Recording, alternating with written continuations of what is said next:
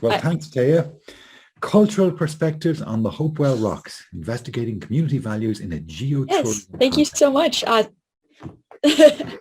Yes, thank you. Thank you all for coming here today. I'm excited to sort of kick off the communities panel, so this is very exciting. My project is called Cultural Perspectives on the Hopewell Rocks, investigating community values in a geotourism context. This work was done with Dr. Jennifer Day and Dr. David Hauser from the Departments of Geological Sciences and Engineering and Psychology, respectively. This project employed sort of multidisciplinary qualitative and quantitative research methods to investigate the ways in which the community around the Hopewell Rocks in New Brunswick relates to and appreciates the formations. So first of all, I'm going to give you a quick overview of how my presentation is going to go. So first of all, I'm going to talk a bit about background research and sort of the purpose of this work. And then I'll explain a bit about our survey and interview series, and then we can get into a bit of preliminary findings and results. And then I'll end on implications and extensions of the work. So you might be wondering what a sea stack is. Sea stacks are columns of freestanding rock created by the erosion of headlands. So some examples include, of course, the Hopewell Rocks, and also Rocher-Percé in Quebec, and the Flower Pot Islands in Fathom 5 Marine Park up in Georgian Bay. And also, there are many worldwide is what I'm trying to get at. And while they're created by erosion, they're also incredibly vulnerable to natural forces. So on the right here, you can see, this is a little news article from Reading Week. And one of the Flower Pot Rocks in New Brunswick, not part of Hopewell Rocks Park, but a different one, collapsed. So it's actually quite poignant that they could collapse at any time, and also quite dangerous. So we'll get into that shortly. So why might one want to study sea stacks? So first of all, as I've sort of alluded to, they're very popular tourism sites. There are hundreds of thousands of tourists visit the Hopewell Rocks Park annually, and this picture on the right here is Sculch Rock in Stanley Park in Vancouver. So they're very, very photographed, they're very popular, and lots of people visit these sites. But because they are such like long, spindly rock formations, they can be quite dangerous. So the geomechanics of the Hopewell Rocks are currently being studied by Dr. Day and Amanda Heislop. And so they're using a bunch of like drones and other methods to figure out how the ways in which that they do fail when they do. So tourism and safety kind of intersect in that way. And of course, the community values of these formations are very interesting to us because being so popular, there are a lot of different ways that people enjoy them and like to see them. So a quick history of the Hopewell Rocks. I thought I'd sort of jump into that so you can get a little bit of background on the site in particular. So the first like known inhabitants of the area are the Micmac, and it was a big site of celebration for them prior to European settlement.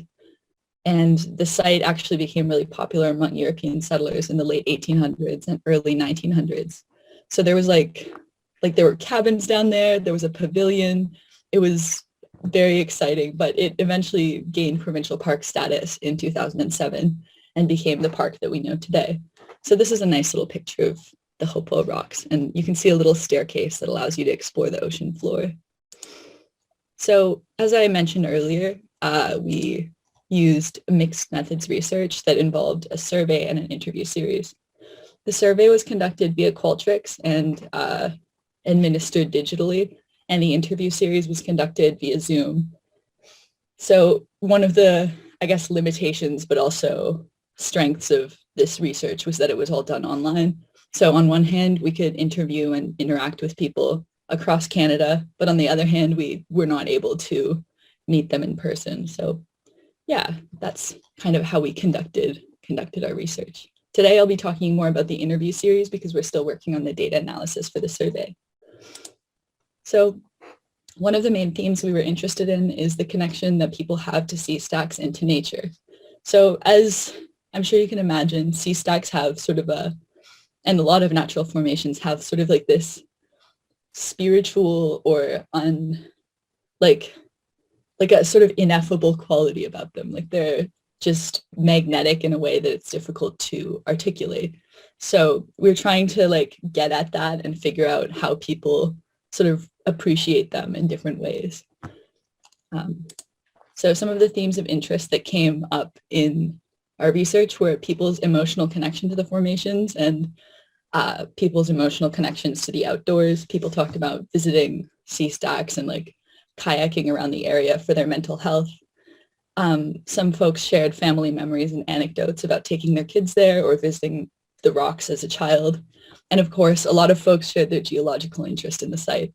So because the Hopewell Rocks are incredible and they're such a like visual representation of the processes of erosion that a lot of folks really expressed a lot of interest in them in that sense. So here's a quick little excerpt from our interview. This was an anecdote about one participant visiting the Hopewell Rocks as a kid. And this was like quite a ways back. So it was, I think, before it officially became a provincial park. So this person was able to like get onto the rocks and like touch them. And so this is a little story about like someone being scared to touch them because they're covered in like oysters and moss and such. So I thought this was a fun little story to share. Our next sort of subject of interest was the educational material at the park. So here's a little poster from the Interpretive Center at Hopewell Rocks Provincial Park. And the Interpretive Center has information on the geology of the site, sort of the wildlife, and also a bit of the history. So we wanted to know what opinions people had on the quality and quantity of educational material. So some of the themes of interest that came up in our interview series was people wanted to know more about Indigenous knowledge and be more educated on the land and the inhabitants that have lived there before. So a lot of folks expressed like interest in this topic and regret that there wasn't more information. A lot of people expressed concern that the site wasn't being, like the risks of the site weren't being communicated enough. And yeah, I found that very interesting because it is a marine site, and in the Maritimes, there are lots of other tourist sites that are like, they take very different approaches to safety at those sites. For example, Peggy's Cove versus Hopewell Rocks. So there were a lot of people brought up the risks of the marine site of Peggy's Cove to contrast it with Hopewell Rocks, where it's less like overtly portrayed as being dangerous. And a lot of people, because they had such a strong interest in geology, expressed that they wanted more geological information to be available at the site. So more about the formation of the area in general. So here's a little excerpt, and this person is they're responding to a question about whether public education like improves people's appreciation of the rocks. And I thought this was a really interesting insight because the timeline of, the earth is so slow compared to a human lifetime. So being able to watch these formations change like quite quickly can be quite a visceral reminder that the earth is constantly changing, the environment is constantly changing, and things are not quite as stable as they seem. So I thought this was quite an interesting little excerpt about that. And finally, this is another one of our main themes of the series is the concept of watching a natural erosion versus preserving a natural site.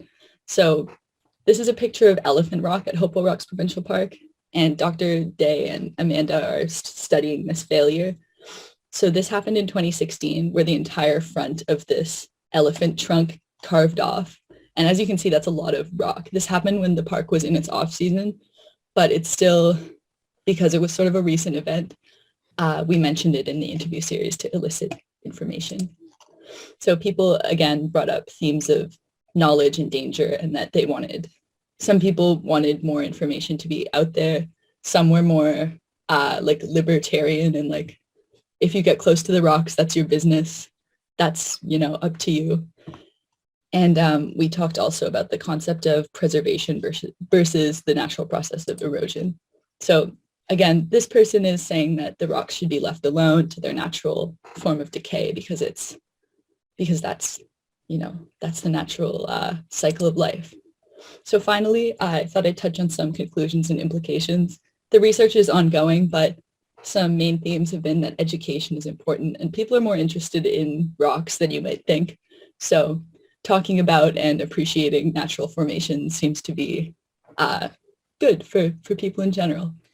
Risk perception seems to be quite relative to how much people know about the rocks and what their opinion is on personal safety. So there was quite a range of responses in that area. And lastly, the Hopewell Rocks are an important cultural focal point that inspire visitors to consider the processes of nature. I'd like to acknowledge all the folks who helped bring this project to life and make it happen. So first and foremost, I'd like to thank you, Dr. Day. Thanks for bringing me onto this project. It's been an incredible experience and I've learned so much. I'd also like to thank Dr. David Hauser for help and guidance. Thank you to Kevin Snare, who runs Hopewell Rocks Provincial Park, for helping us put this research project out. Thank you to Dr. Kristen Lowett for help in research and interviewing. And finally, many thanks to the Queen's Geomechanics and Geohazards group for your support and enthusiasm. It's been overall incredible working on this project. And yeah, I've had a great time. So thank you all for listening. Thank you, Taya. We can certainly sense your enthusiasm and motivation there for sure. Good for you. I don't see any questions here right now, so if you don't mind, I'm going to jump in with one myself. I'm really struck by, you had a couple of phrases there about things not as stable as they seem and emotional connection and all that kind of thing. And of course, as you emphasized, these things are changing. So they have a certain appeal, and maybe part of the appeal is that we know that they won't be around forever. And so I wonder if, in addition to the various aspects of that in terms of reminding us about geology and change over time across the earth, I wonder if it's a bit more personal. I wonder if it's more to do with sensing or reminding ourselves of our own impermanence and whether that's part of the appeal. So that was just a thought. And my question would be, have you any examples of Indigenous linkages, any particular stories? I think people would be interested to hear even just one about how Indigenous people have seen these structures, one of them, and how they interpret it. Yeah, that's a really great question. And I think it is a good point that the formations do remind us of our own impermanence in a way. The main story that I was able to find was that as the story goes, the area used to be a site of celebration and gathering, and like all sorts of people would congregate to share information and stories and get together. And they would make these huge feasts in like these enormous cooking pots. But then when the settlers arrived to the land, they sort of had to abandon the area, and the cooking pots were then left to molder away, and they turned into the rock formations that we see. So they're just these big, I guess, reminders of celebrations and times past and how things change and such. So that was one of the main ones I was able to find. That's powerful. Yeah. That's powerful. That's obviously very powerful. Yeah. Wow. Thank you. I see there's a question in, yes, from Sandra McKeown. Interesting, Taya. Thanks for sharing. I'm wondering what applications this research might have. That's a great question. The applications of this research are often, the main one is sort of public safety and risk perception. So we were trying to sort of tease out the ways in which people either perceive the site to be dangerous or quite safe. And we're trying to sort of figure out what ways to improve and clarify education about the risks of the site without also without also scaring people away from it. So the main one is, I guess, in public health and public safety. And we also are using it to sort of inform and contextualize the physical science being done at the site, or the engineering work that Dr. Day and Amanda are working on. So I don't know if that fully answers your question, but it's sort of in tourism, risk perception and safety, and also just for context of the engineering at the site. One other additional application that it strikes me as being somebody who's interested in climate change is obviously with sea level rise, more storms, etc., the likelihood of these structures getting damaged or changing, is maybe a better word, it has increased. And so if they could be used as sort of a canary in the coal mine, you know, it's sort of an alarm signal to indicate to people that our environment really is changing in ways, and things that we care about are disappearing or are changing, let's put it that way, that it could be used in that context, you know?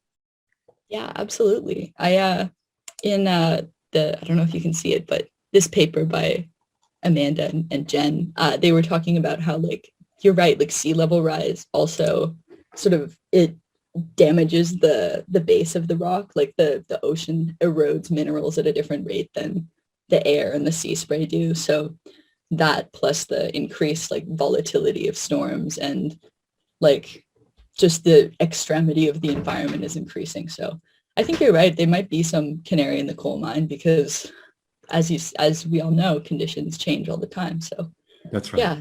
Absolutely. Great. I mean, the polar bear is the obvious one for the Arctic and all that kind of thing. But of course, polar bears are a long way away from us, and we may care about them, but you know, a lot of people visit those sites. There was one site you had 250,000 visitors or something. I mean, that's incredible. Yeah.